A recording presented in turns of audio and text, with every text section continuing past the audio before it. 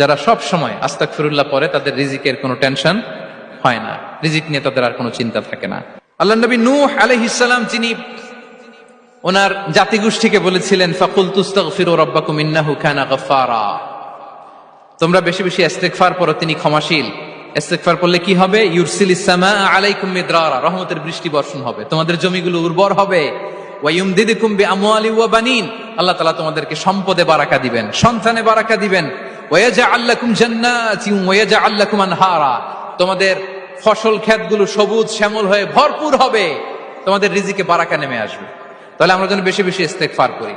বিষ্ণু ঈসা ইসলাম বলেছেন মান লাযামাল ইস্তিগফার জাআলাল্লাহু লাকুম মিন কুল্লি দিকিন মাখরাজা ওয়া মিন কুল্লি হাম্মিন ফারাজা ওয়া ইয়ারযুকহু মিন হাইসু লা ইয়াহতাসিব, যে সব সময় ইস্তেগফার পরে তার কোনো টেনশন থাকে না, তার জীবনে দুশ্চিন্তা আসে না। আর এমন